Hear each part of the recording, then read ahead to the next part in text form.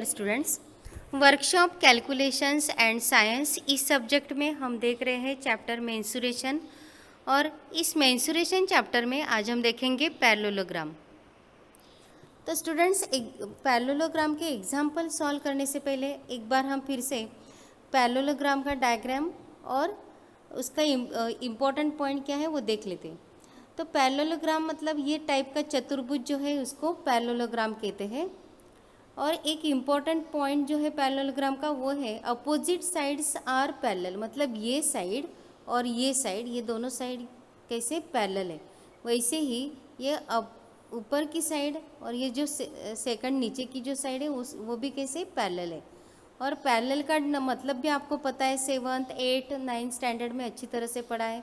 दोनों लाइन में parallel line मतलब क्या होता है, जब दो लाइन में डिस्टेंस सेम रहता है, मतलब यहाँ पे अगर 5 सेंटीमीटर है तो यहाँ पे भी कितना रहेगा, 5 सेंटीमीटर रहेगा। तो ऐसे लाइंस को या ऐसे दो साइड्स को हम क्या कहते हैं, पैरेलल साइड्स। अभी ये पैरेललोग्राम की जो इम्पोर्टेंट फॉर्मूला है वो देख लेते हैं। यहाँ पे देखो, मीन्स द पहला फॉर्मूला है एरिया ऑफ पैरेललोग्राम। तो बहुत ही सिंपल फॉर्मूला है, area of parallelogram is equal to base multiplied by height.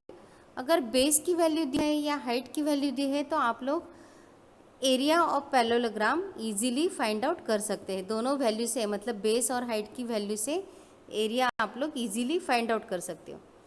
Second formula है A is equal to 2 multiplied by square root of S inside the bracket S minus ए, दूसरे bracket में है S minus B और third bracket में है S minus C. Students, ऐसा formula आपने कहाँ पे देखा है, ट्रायंगल में पढ़ा है ना। तो ट्रायंगल के फॉर्मूले या ट्रायंगल के एग्जाम्पल सॉल्व करने के टाइम हम लोगों ने ये फॉर्मूला, ऐसा फॉर्मूला यूज़ किया है। तो यहाँ पे एस का मतलब क्या होता है, सेमी पेरीमीटर। और सेमी पेरीमीटर फाइंड आउट करने के लिए हम क्या करते हैं, तीनों साइड के एडिशन और उसको 2 से डिवाइड करते हैं। मीन्स यहाँ पे a plus B plus C divided by 2। तो यहाँ पे a का मतलब क्या होता है, देखो ये जो साइड है, ये समझो ये है, ये सेकंड साइड मतलब b, और जो डायगोनल है, डायगोनल को हमने क्या कहा है, c कहा है। मतलब समझो डायगोनल की वैल्यू दी है और ये दोनों साइड की वैल्यू दी है, तो हम ये फॉर्मूला यूज़ करके area of parallelogram find out कर सकते हैं। ठीक है। सेकंड फॉर्मूला है पेरीमीटर का। तो perimeter is equal to 2 inside the bracket a plus B, मतलब ये दोनों साइड के एडिशन करके और उसको हम 2 से अगर मल्टीप्लाई करते तो हमें पेरीमीटर मिल जाती है।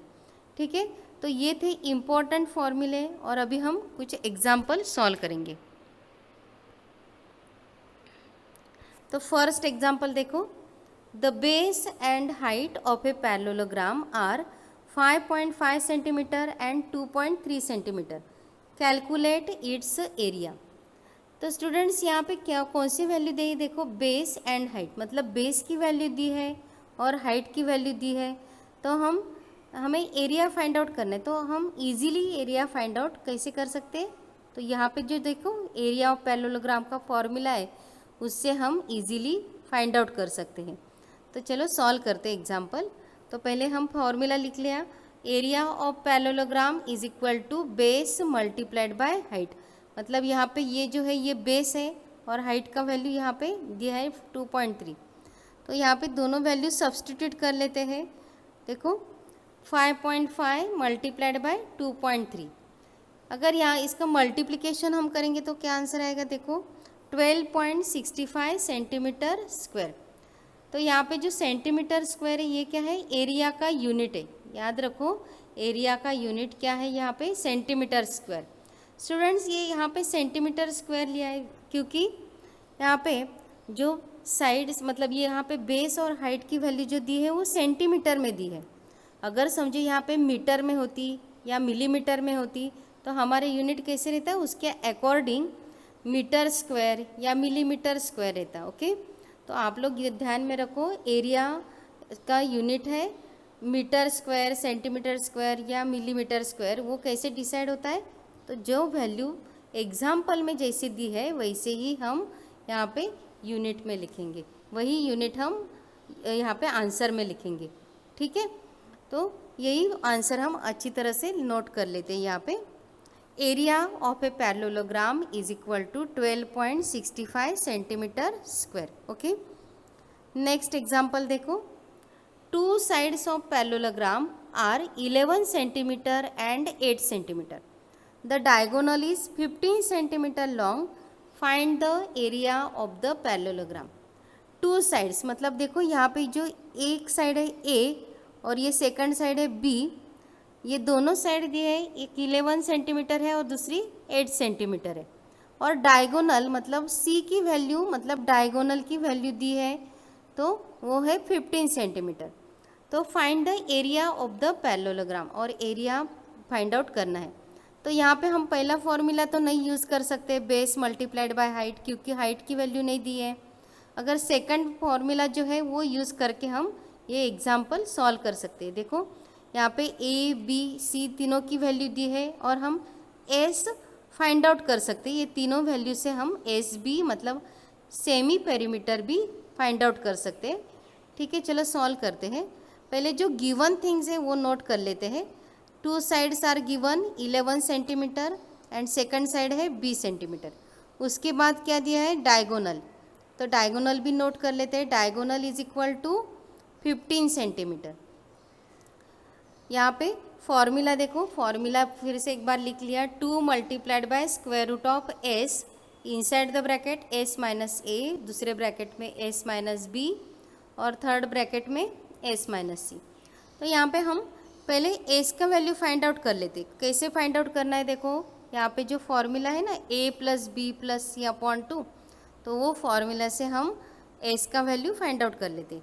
ठीक है, तो सब वैल्यू सब्सटीट्यूट करते हैं। मतलब ए की जगह पे हम क्या लिखेंगे 11, बी की जगह पे 8 और सी मतलब 15 सेंटीमीटर। वो सब लिखने के बाद हमारा आंसर रहेगा, देखो ये तीनों के एडिशन करके 34 मिलेगा।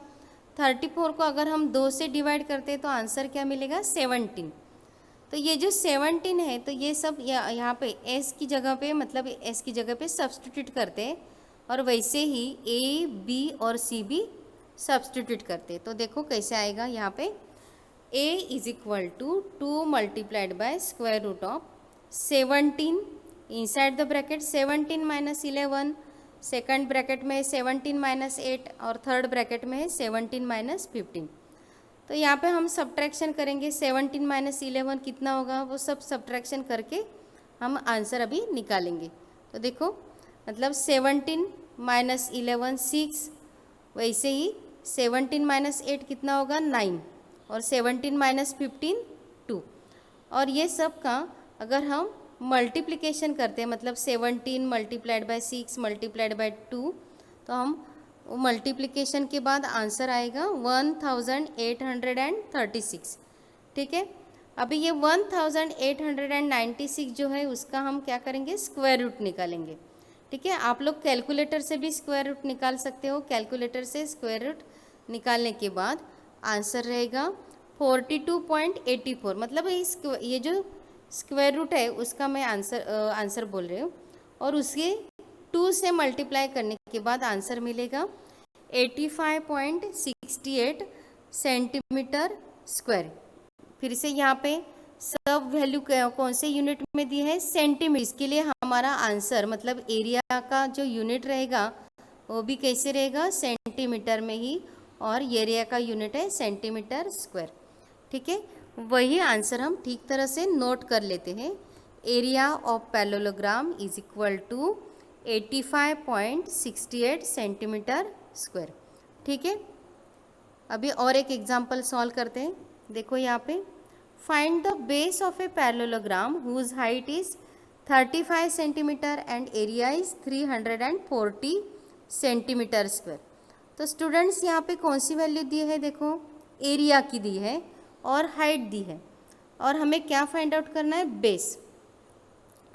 तो हम पहले गिवन थिंग्स नोट कर लेते हैं। Area A is equal to 340 centimetre square, जो आंसर वैल्यू दी है वो नोट कर लिए, और हाइट भी दी है, हाइट है 35 सेंटीमीटर।